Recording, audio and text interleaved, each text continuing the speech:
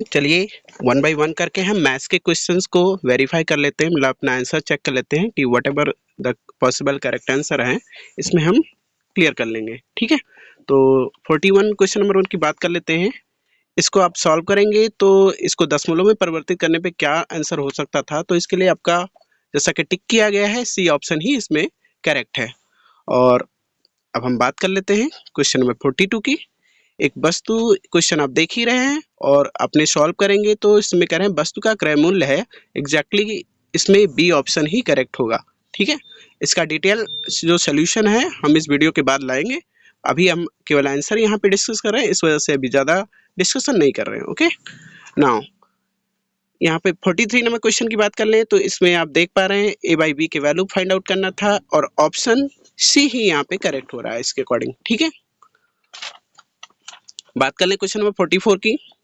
तो इसमें क्या रहा था, एक वर्ग की प्रत्येक भुजा अपने एक तिहाई से हो जाए तो वर्ग का क्षेत्रफल घटकर हो जाएगा। आप जानते हो एक तिहाई मतलब 1/3 का स्क्वायर करते हैं तो 1/9 हो जाएगा। इट मीन्स इसका जो करेक्ट ऑप्शन होगा वो डी ऑप्शन होगा, एक नवा हो जाएगा। ओके, नाउ 45 की बात कर लें। एक आयताकार प्लाट का क्षेत्रफल ये समथिंग था और ये दिया गया था।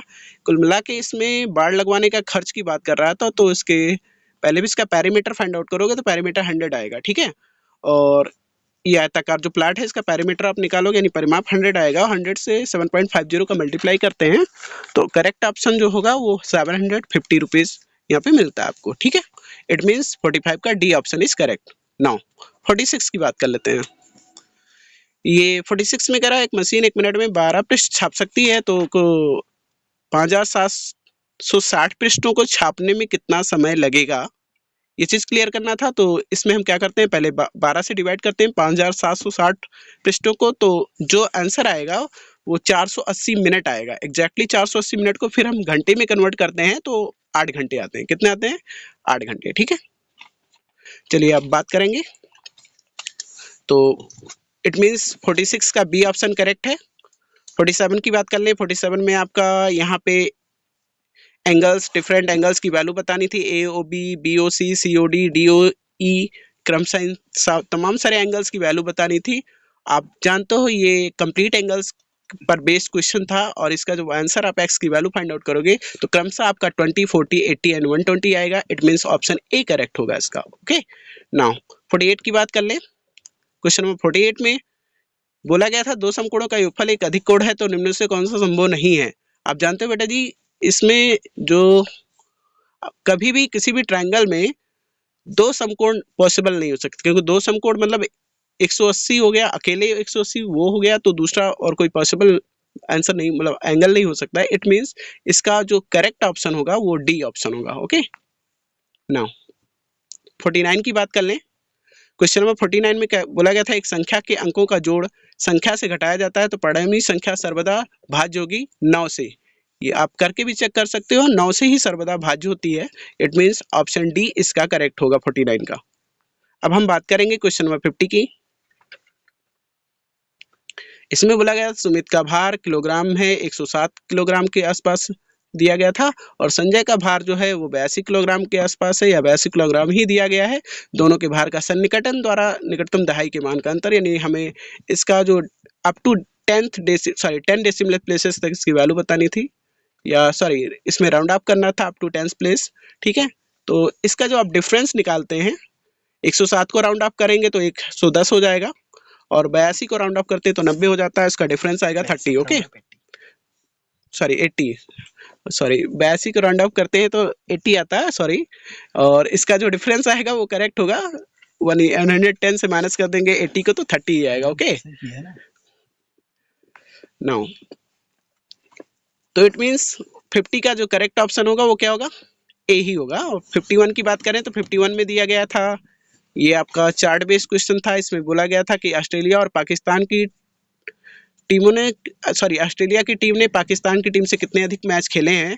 तो इसमें ऑस्ट्रेलिया ने 32 मैच खेले थे और पाकिस्तान ने टोटल 24 मैच खेले थे। इसका डिफरेंस जब आप निकालते हैं तो 8 ही आता है। इट मीन्स इसका ऑप्शन जो होगा 51 का ए होगा। ओके, नाउ 52 की बात करें। एक भिन्न वही या तुल्य रहता है यदि एक ही संख्या, इट मीन्स इसका ऑप्शन जो सी है वही इसका करेक्ट ऑप्शन है। एक ही संख्या शून्य को छोड़कर से अंश व हर को गुणा किया जाए, ये आपका करेक्ट ऑप्शन था। चलिए 53 की बात कर लेते हैं। 30 किलोग्राम मिठाई से 2/3 किलोग्राम के भार के कितने मिठाई के पैकेट बनाए जा सकते हैं? इसमें आपको डिवाइड कर देना था। डिवाइड करने के लिए मैंने क्या किया, रेसिप्रोकल से आप मल्टीप्लाई करके आंसर फाइंड आउट करेंगे तो ऑप्शन डी इसका करेक्ट आंसर आएगा 45। ओके, नाउ 54 की बात कर लेते हैं। 54 में आप यहाँ पे गिवन था, ऐसा वैल्यू था 4392 divide by 3.66 exact is equal to 1200 given था यहाँ पे, और इसी को डेसिमल प्लेसेस में दिया गया था, और आप इसको डिवाइड करते हैं तो इसमें ऑप्शन आपका ए जो है वो करेक्ट होता है। ठीक है, 12 ही इसका करेक्ट ऑप्शन होगा। इट मींस ए आपका इसका करेक्ट ऑप्शन हो जाएगा। नाउ 55 की बात कर ले हम। अब इसमें बोला गया था यदि 1 से 100 तक की सभी संख्याओं को लिखते हैं तो अंक 9 कितनी बार आएगा। थोड़ा सा इसको मैं क्लियर कर दूं, इसमें कुछ लोग कंफ्यूज हो सकते हैं, 19 भी लगा दिए होंगे, लेकिन एग्जैक्टली इसका जो आंसर देखा जाए तो 20 ही आएगा, क्योंकि इसमें 99 में आप देख पा रहे होगे कि 9 2 टाइम्स रिपीट हो रहा है, तो इस वजह से जनरली 19 होता, लेकिन यहाँ पे 99 में 9 2 टाइम्स रिपीट हो रहा है, इस वजह से इसका आंसर जो है वो 20 हो जाएगा। It means option B correct होगा इसका। अब हम बात करेंगे 56 की। 56 में इसको थोड़ा सा वर्ग का क्वेश्चन था, वर्ग का परिमाप उस आयत के परिमाप के समान है जिसकी लंबाई 17 मीटर तथा चौड़ाई 11 मीटर है, उस वर्ग का क्षेत्रफल वर्ग मीटर में है। आप सॉल्व करते हैं तो ऑप्शन ए आपका करेक्ट होता है 196। 56 का ऑप्शन ए करेक्ट होगा। चलिए बात कर लेते हैं 57 की। इसमें इन्होंने बोला था 3 अंकों की बड़ी से बड़ी संख्या तथा 3 अंकों की छोटी से छोटी संख्या जो कि अंक 9, 6 तथा 0 से बनी हो का गुणनफल है। गुणनफल का आप बड़ी से बड़ी संख्या और छोटी से छोटी संख्या बनाकर उसका गुणनफल फाइंड आउट करेंगे तो इसमें ऑप्शन सी करेक्ट होता है 57 का। चलिए 58 की बात करते हैं। 30,009 का मान वही है जो कि आप सिंपल सी बात है, इसमें 3 10,000 और 9 इकाई का बात करेंगे, यानी 3 10,000 मतलब 30,000 हो गया, और 9 इकाई का यानी 9 इसमें आ जाएगा, तो सी ऑप्शन इसका करेक्ट होता है 58 का।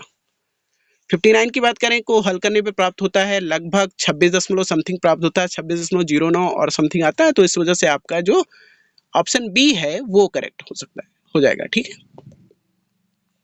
ना हम 60 की बात करेंगे। 60 में बोला गया था एक पुस्तक का क्रय मूल्य 100 है, दुकानदार ऐसी 3 पुस्तकों को 275 में बेचता, लाभ या हानि क्या है।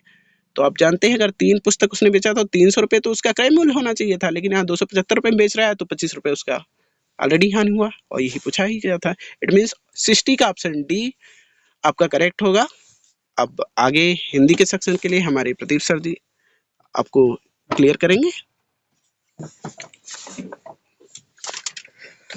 बेटा हिंदी सेक्शन के आंसर्स के लिए एक्चुअल में अपने स्कूल की किरण मैम का काफ़ी योगदान है। किरण मैम और शीतल मैम दोनों लोगों ने आंसर्स को वेरीफाई किया है, और जो भी आंसर्स उन्होंने बताया है उसी आंसर्स को हम आपके सामने डिस्कस करने जा रहे हैं।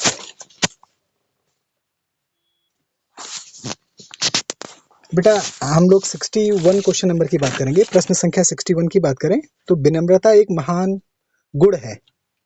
इसमें 61 का जो पहला ऑप्शन है गुण, ये आपका करेक्ट आंसर है। 62 की बात करें विनम्रता का अभिप्राय है, तो विनम्रता का अभिप्राय है सविनय होना। ये आपके पहले दूसरे लाइन की बात करेंगे तो उसमें प्रॉपर्ली ढंग से लिखा हुआ है। इसका अभिप्राय विनम्र, कोमल और सुशील होना, यानी किसका अभिप्राय, विनम्रता।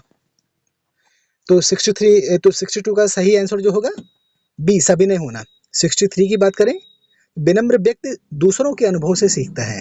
ये कहाँ पे लिखा है आपको, तीसरी या चौथी लाइन में।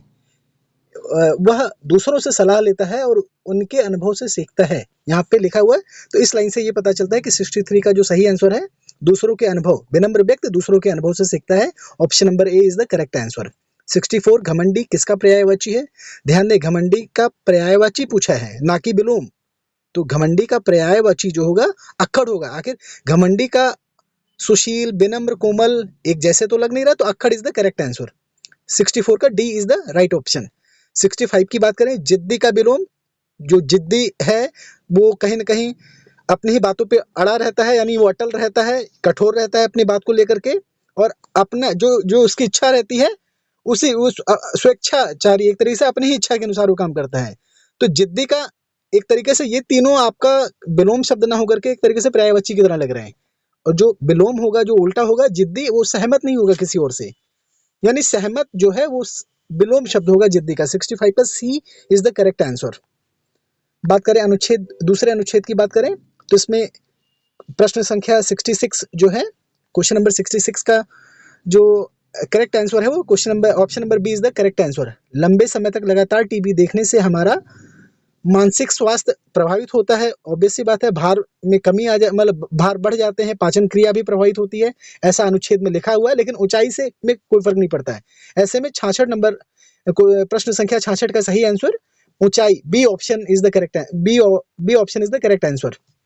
67 की बात करें, आतंक और हिंसा के दृश्यों से युवकों में मनोवैज्ञानिक समस्याएं जन्म लेती हैं। मनोवैज्ञानिक समस्याओं का संबंध मानस से है, ना कि हृदय, पाचन क्रिया और श्रवण क्षमता से नहीं होता है। तो मानस आपका सही आंसर होगा। Option number A is the correct answer for question number 67। 68 की बात करें, टीवी देखने का प्रभाव बच्चों की दृष्टि पर सबसे अधिक पड़ता है क्योंकि टीवी को वो बहुत निकट से देखते हैं। Option number C is the right answer. ये आपका पहले अनुच्छेद 2 में जो पहला पैराग्राफ है उसमें प्रत्येक व्यक्ति प्रतिदिन औसतन 3 से 4 घंटे टीवी देखते हैं। बच्चों पर सबसे अधिक प्रभाव पड़ता है क्योंकि वो निकट से टीवी देखते हैं, यहाँ पे स्पष्ट लिखा भी गया है।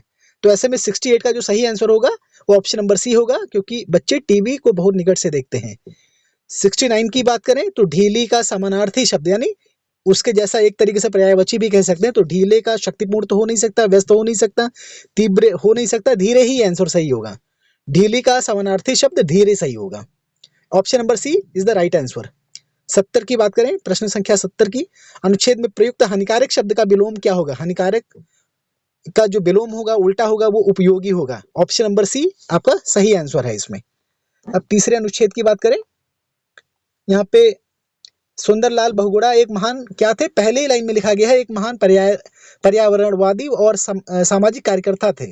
यानी ऑप्शन नंबर ए सामाजिक कार्यकर्ता तो कहीं ऑप्शन में दिया नहीं, तो एक ही ऑप्शन है पर्यावरणवादी, तो वही ऑप्शन आपका सही होगा। 72, क्वेश्चन नंबर 72 की बात करें कि उनका गांव हरे भरे वनों से घिरा हुआ था। ये तीसरी लाइन, चौथी लाइन, यहाँ पे चौथी लाइन में लिखा है कि पहाड़ियों पर हरे भरे वनों से घिरा हुआ था। यहाँ से स्पष्ट है कि 72 क्वेश्चन नंबर 72 का जो सही ऑप्शन होगा वो ऑप्शन नंबर सी होगा, हरे भरे वनों से उनका गांव घिरा हुआ था।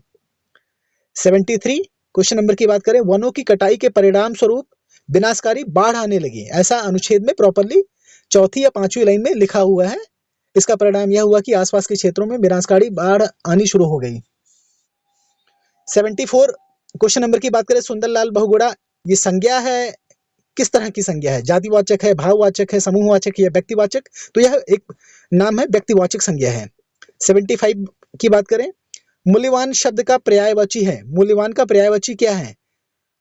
घृणास्पद तो होगा नहीं, अप्रिय होगा नहीं भाई, जो मूल्यवान रहेगा वो अप्रिय कैसे हो सकता है, अनुपयोगी कैसे हो सकता है, घृणा करने योग्य कैसे हो सकता है? वो अमूल्य हो सकता है। जो मूल्यवान है, जिसका कोई मूल्य ही नहीं है, यानी वो अमूल्य है। 75 का सी ऑप्शन सही होगा। अंतिम चौथे अनुच्छेद की बात करें, 76 क्वेश्चन नंबर का, धन्यवाद का अर्थ है कि हम धन्यवाद का अर्थ है कि हम कृतज्ञ हैं। ऐसा शुरू के 3 लाइनें अगर हम पढ़ते हैं तो उससे स्पष्ट हो जाता है कि धन्यवाद का अर्थ होगा कि हम कृतज्ञ हैं, यानी 76 का option number D is the right answer. महान सद्गुण क्या है? 77 क्वेश्चन नंबर की बात करें तो महान सद्गुण है कृतज्ञता प्रदर्शन।